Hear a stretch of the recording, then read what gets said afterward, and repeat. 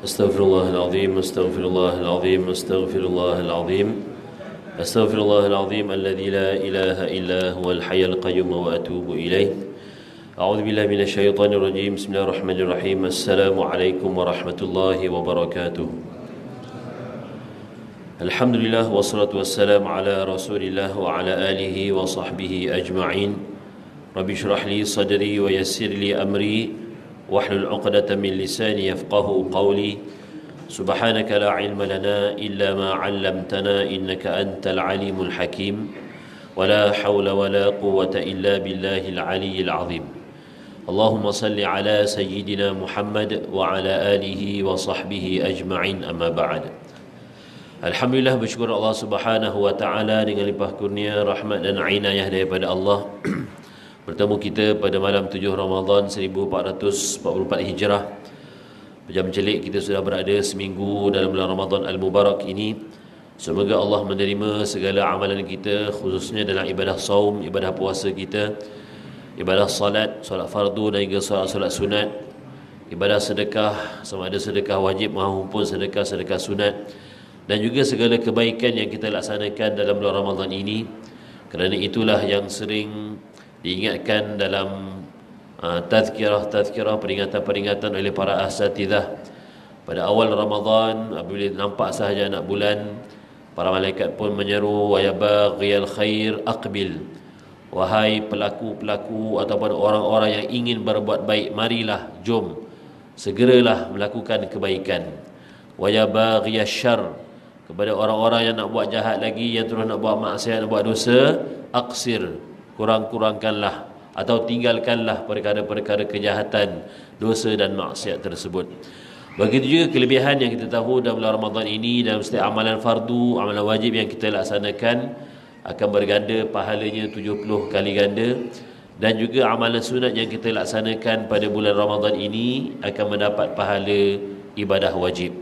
Itulah kurniaan rahmat dan kasih sayang Allah Subhanahu wa taala kepada kita, yang terus dikurniakan umur, kesihatan, kekuatan, rezeki, masa dan segala-galanya untuk kita terus korbankan jiwa dan raga kita kerana Allah Subhanahu wa taala, sebagaimana yang sering kita lafazkan dalam awal salat, inna salati wa nusuki wa mahyaya wa mamati lillahi rabbil alamin. Sesungguhnya salatku, ibadahku, inna salati wa nusuki, hidupku dan matiku hanyalah kerana Allah Subhanahu wa taala. Juga bertepatan dengan firman Allah Subhanahu wa taala, wa ma khalaqtul jinna wal insa illa liya'budun, tidak aku jadikan jin dan manusia kecualilah untuk mereka menyembah diri kepada Allah Subhanahu wa taala. Dalam firman Allah Subhanahu wa taala, tuan-tuan dan puan-puan, Allah Subhanahu wa taala yang kita lihat dalam seruan, dalam mengajak kita supaya berpuasa. Ya, dalam surah Al-Baqarah Allah berfirman, a'udzubillahi minasyaitonir rajim, ya ayyuhalladzina amanu kutiba alaikumus siyamu kama kutiba alal ladzina min qablikum la'allakum tattaqun. Wahai orang-orang yang beriman, alhamdulillah kitalah orang beriman tersebut. Apa yang Allah perintahkan kepada kita? Kutiba alaikumus siyam, telah pun termaktub, telah pun diwajibkan ke atas kamu berpuasa, kama kutiba alal ladzina min qablikum, sebagaimana wajibnya, sebagaimana fardunya puasa ini kepada umat-umat yang terdahulu. Ya, kama kutiba alal ladzina min qablikum, yang bertujuan untuk apa? La'allakum tattaqun, supaya kita ini menjadi orang yang bertakwa. Apakah itu takwa, tuan-tuan dan puan-puan Allah Subhanahu wa taala? Kita memetik daripada kisah yang ditanyakan kepada Sayyidina Umar radhiyallahu anhu. Apabila ditanyakan kepada beliau apakah dia takwa itu, maka dijawab oleh Sayyidina Umar bin Al-Khattab radhiyallahu anhu bahawa takwa itu seumpama engkau menjalani atau engkau berjalan ke hadapan, tetapi jalan itu dipenuhi dengan duri-duri. Bagaimanakah cara untuk engkau sampai ke depan? Maksudnya dia berjalan dari sini ke sana tu, kan ada tujuan, ada matlamat dia. Tapi macam mana nak sampai sedangkan tengah-tengah jalan tu banyak duri-duri di jalanan? Agak-agak macam mana kita nak jalan tuan-tuan kalau kita ni tidak memakai alas kaki sebagai contoh, dan depan kita tu memang tak ada ruang langsung, penuh dengan duri, penuh dengan kaca, tapi kita nak juga sampai ke tempat yang kita target tu, matlamat ujung kita tu. Kan, maka sudah pasti dijawab oleh Sayyidina Umar radhiyallahu anhu, hendaklah kamu berjalan dengan penuh hati-hati. Kan, maksudnya pasti kita akan, contohnya kalau kita berjalan tu kita akan mengelak daripada terkena duri, akan jalan jengkit-jengkit, akan mungkin melompat sikit ke kiri ke kanan, kan, tapi macam mana nak mengelak pun mesti akan terkena juga satu dua duri tersebut, akan terluka dan sebagainya. Tapi dengan hati-hati tersebut, dengan kita berjalan dengan rasa cermat, maka akan sampai juga kepada matlamat kita. Jadi itulah gambaran takwa, ya, yang kita boleh terapkan dalam ibadah puasa. Dinyatakan oleh hadis Nabi SAW, janganlah kita ni berpuasa yang sekadar akhirnya tak dapat takwa, tapi hanya dapat apa? Al-ju' wal-atash. Hanya dapat lapar, hanya dapat dahaga. Itu semua orang dapat. Tuan-tuan, semua orang Islam seluruh dunia yang tahu apa itu puasa dan dia pun berpuasa, dia akan dapat dua benda ni. Dia akan dapat lapar, akan dapat dahaga. Dan benda ni pun kalau kita tanya anak-anak yang sedang main kat luar sana tu pun akan tanya, apa tu puasa? Tak makan, tak minum. Kan, tak makan, tak minum maksudnya lapar, dahaga lah. Kan, itu gambaran kasar tentang apa itu puasa. Dan kanak-kanak pun tahu puasa tu menahan lapar dan dahaga, tak makan, tak minum. Maka kita di peringkat yang dah senior, otai ni, 40-an, 50-an, 60-an, takkan kita hanya tahu puasa itu sekadar menahan lapar dan dahaga sahaja.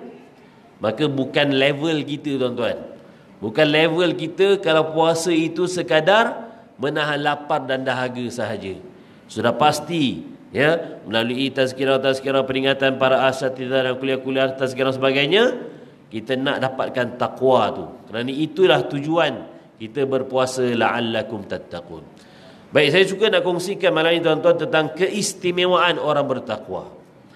Kan, so, kalau kita dapat berpuasa dengan baik, bukan sekadar lapar dan dahaga, akhirnya nanti contoh pada malam 1 Syawal, bila kita mengucapkan takbir Allahu Akbar, Allahu Akbar, kan, takbir itu kita rasakan kemenangan kita melawan hawa nafsu, kemenangan kita melawan syaitan, kemenangan kita mencapai target yang kita nak dalam Ramadan. Dalam kita menggapai takwa itu, akhirnya akan menjadikan kita hamba Allah Subhanahu wa taala yang bersyukur.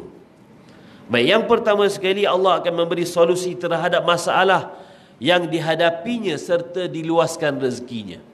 Kalau saya bacakan dalil ini, saya bacakan ayat ini, saya yakin tuan-tuan puan-puan tahu dan mungkin ramai yang dah hafal ayat ini. Apa ayat dia? A'udzubillahi minasyaitonirrajim. Wa may yattaqillah yaj'al lahu makhraja wa yarzuquhu min haitsu la yahtasib. Ya, daripada surah At-Talaq ayat 2 dan 3. Allah berfirman, wa man yattaqillah, barang siapa yang bertakwa kepada Allah dengan mengerjakan suruhannya dan meninggalkan larangannya, nescaya Allah akan mengadakan baginya jalan keluar dari segala perkara yang menyusahkannya, serta memberinya rezeki dari jalan yang tidak terlintas di hatinya. Ya, suka untuk saya membetulkan ataupun kita memahami kepentingan ayat ini, surah At-Talaq ayat kedua dan ketiga ini, atau lebih dikenali dalam masyarakat kita sebagai ayat 1000 dinar. Mana datang 1000 dinar tu? Saya tak sempat nak buat research lah, tuan-tuan. Tapi memang ayat perkataan 1000 dinar itu bukan datang daripada Nabi SAW. Kan? Yang saya faham, yang kita faham bahawa syarat untuk kita mendapat keluar daripada masalah kita, untuk mendapat rezeki yang luas ini adalah bertakwa kepada Allah Subhanahu wa taala. Bukan menggantung ayat ini di depan kedai, bukan menggantung ayat ini dalam rumah, bukan menggantung ayat ini dalam kereta, Kan bukan macam tu. Kan kalau sekadar gantung, contohlah kan, dia gantung dekat kedai, katakanlah nama kedai itu kedai At-Taqwa. Ada ke kedai At-Taqwa? Kan ayat wa man yattaqillah gantung kedai At-Taqwa, tapi di siang Ramadan dia makan, ataupun dia order plastik hitam. Kan order makan lah kan. Jadi apa gunanya nama kedai itu? Apa gunanya dia menampal ayat itu kalau dia sendiri tidak berpuasa, dia sendiri tidak solat? Bukan takwa namanya. Kan tidak ada kena dengan memelihara tempat ni, tuan-tuan. Saya bagi contoh saja. Kan maksudnya tuan-tuan, bukan kita tak nak sekadar ayat Al-Quran ini ataupun agama Islam ini sekadar menjadi satu label semata-mata. Kan tak nak kita jadi label, tapi kita nak bahawa macam mana nak kalau kita ada masalah. Kita ni semua ada masalah, tuan-tuan. Jangan cakap aku ni relax, aku ni tenang, tak ada masalah. Tak ada. Kan lagi-lagi musim sekarang ni kan, para ibu apa khususnya kan memikirkan baru buka sekolah, nak beli buku, beli baju dan sebagainya. Lepas tu nak raya, nak beli baju raya pula. Kan mak-mak nak beli kuih raya, nak buat kuih raya. Kan macam-macam benda nak bikin ni. Buka sekolahnya dengan persediaan rayanya. Itu dia kena masalah lah. Masalah yang memang kita perlu hadapi terus. Kita sebagai orang Islam, apa saja masalah, itulah dinamakan sebagai ujian. Kan dengan ujian ini kita hadap dengan takwa. Kan kita cuba fahamkan ayat-ayat Al-Quran, fahamkan hadis Nabi, dengan tazkirah-tazkirah, dengan peringatan para asatidah, macam mana nak selesaikan masalah ini mengikut jalan agamanya. Nak tak nak, tuan-tuan, kita ni kita sebagai seorang Muslim, sebagai seorang mukmin, asas pertama adalah kebergantungan kita kepada Allah Subhanahu Wa Taala. Bukan kebergantungan kepada Allah ni last no. First kali berdoalah kepada Allah Subhanahu Wa Taala, ya Allah, tunjukkanlah aku jalan keluarnya. Dan kita hadamkan ayat ni, wa may yattaqillah, ya, kita amalkan dan juga kita fahamkan supaya untuk kita terus menjadi hamba yang bertakwa. Kemudian sambungan daripada ayat itu, ada lagi Allah sebutkan dalam ayat 2, ayat 3, kemudian ayat keempat, wa may yattaqillah yaj'al lahu min amrihi yusra. Iaitulah, dan ingatlah sesiapa yang bertakwa kepada Allah, nescaya Allah memudahkan baginya segala urusannya. Satu, Allah tunjukkan jalan keluar daripada masalah kita. Yang kedua, Allah akan kurniakan kita rezeki daripada benda yang kita tak sangka datang dari mana. Dan yang ketiga, kemudian Allah akan mudahkan urusan kita. Dalam surah Asy-Syarah juga biasa kita hafal, biasa kita baca, inna ma'al usri yusra. Kan? Fa inna ma'al usri yusra. Diulang lagi. Sesungguhnya dalam setiap kepayahan, kesusahan itu akan ada kesenangan. Ya, tak ada dalam dunia ni, tuan-tuan mungkin ada pengalaman hidup masing-masing. Ya, untuk kita boleh dikatakan nak kata berjaya sepenuhnya, mungkin tak, ataupun mungkin orang dah mencapai targetnya tapi masih lagi ada masalah. Yang penting, tuan-tuan, dalam umur kita ini kita dikira berjaya kalau kita masih lagi dapat menjaga solat fardu 5 waktu tu. Memang itulah orang yang berjaya, sebagaimana seruan setiap hari, hayya 'alas salah, hayya 'alal falah. Kan? Kalau kita dapat jaga solat 5 waktu, kemudian kita tingkatkan dengan dapat kita berjemaah bersama-sama di surau ataupun di masjid. Kan, kalau kita di tempat kerja, imarahkan surau tempat kerja kita tu. Kan, kalau kita bermusafir, kalau kita bekerja macam contoh mobile ni, macam contoh bawa membawa makanan kan, Grab, Foodpanda dan sebagainya. Datang waktu solat, sampai masa solat, singgah. Alhamdulillah, kalau kita berada di mana-mana surau masjid pada waktu solat, mesti kita akan nampak motor-motor yang berlabel-label pembawa makanan ni. Alhamdulillah, kita yakin mereka ini adalah orang yang menjaga solatnya, bergantung harap rezekinya dengan Allah Subhanahu Wa Taala. Kalau ikutkan contohnya waktu zuhur, kalau bukan Ramadan lah, atau mungkin Ramadan ni lagi masyuk kot, kan? Kan lagi banyak order waktu Ramadan ni kan. Orang tak kenal siapa, dia main hantar je tu kerja dia kan. Kan. Tapi kalaulah Yang ni pun dari segi hukum lah sedikit kan. Kalau kita ni yang bekerja pembawa makanan tu, kalau kita tahu orang yang order makanan itu orang yang tak puasa, dan kemudian kita bawakan makanan tu untuk dia, maka kita dikira bersubahat. Kan ni kalau kita tahulah. Tapi jaranglah kita tanya, order dengan saya ni cik puasa ke tak? Tak kan? So kita anggapkan mungkin dia sakit, mungkin dia orang bermusafir, mungkin dia order untuk anak dia, mungkin dia order untuk isteri dia, kan kita bersangka baiklah. Tak adalah nak tanya semua tu kan. Tak tanya pun tak apa tuan-tuan. Tuan-tuan pergilah mana-mana kedai apa cakap makanan segera, kan saya sebutkan McD ke KFC semua tu lah, kan waktu tengah hari tengoklah berderet kereta kan. Yang dalam kereta tu bukan semua orang perempuan. Kalau perempuan tu kita boleh faham lah kan, orang lelaki pun beratus sekali. Tapi itulah, kita bulan Ramadan ni kena bersangka baik lah. Mungkin dibelikan untuk anak perempuan dia, mungkin belikan untuk isteri dia, tak apalah. Kan. Jadi maksudnya tuan-tuan, tapi kalau dia tahu dalam keadaan itu memang orang tu tak berpuasa, dikira sebagai bersubahat. So rezeki yang dia dapat tu walaupun ada untungnya tapi tidak kurang keberkatannya. Baik, yang penting apa tuan-tuan? Pertama tadi, kalau kita bertakwa kepada Allah, Allah akan tunjukkan kita jalan keluar pada masalah. Yang kedua, Allah akan berikan kita rezeki dari punca yang kita tak tahu. Yang ketiga, Allah akan mudahkan urusan kita. Begitu juga seterusnya Allah sebutkan dalam Al-Quran, walau anna ahlal qura amanu wattaqaw lafatahna alaihim barakatim minas samai wal ard. Dan sekiranya penduduk negeri itu beriman serta bertakwa, pasti kami akan membuka atau melimpahkan kepada mereka keberkatan dari langit dan bumi. Surah Al-A'raf ayat 96. Walau anna ahlal qura, sekiranya penduduk kampung itu, penduduk setempat itu, penduduk qaryah seksyen 20 ini beriman dan bertakwa. Alhamdulillah, ya, surah An-Nur bulan Ramadan penuh, melimpah sampai keluar. Saya rasa dari satu Ramadan lagi melimpah kot. Tapi dia dah 7 Ramadan, mungkin dia dah mula kurang sikit. Nanti mungkin dah 10 Ramadan, 15 Ramadan, 17 Ramadan, takut susut lagi. Kan 25 Ramadan tinggal 2-3 soft. Tapi Alhamdulillah mungkin dah ada Qiyamul Lail dan sebagainya. Kita ni lah tuan-tuan, kita ni lah. Kan saya sendiri dan tuan-tuan yang mendengar tazkirah peringatan ini, kitalah yang akan melawan sendiri hawa nafsu kita. Tuan-tuan bukan berlawan dengan sesiapa pun. Kan tak perlu nak bergaduh dengan pengerusi, dengan imam.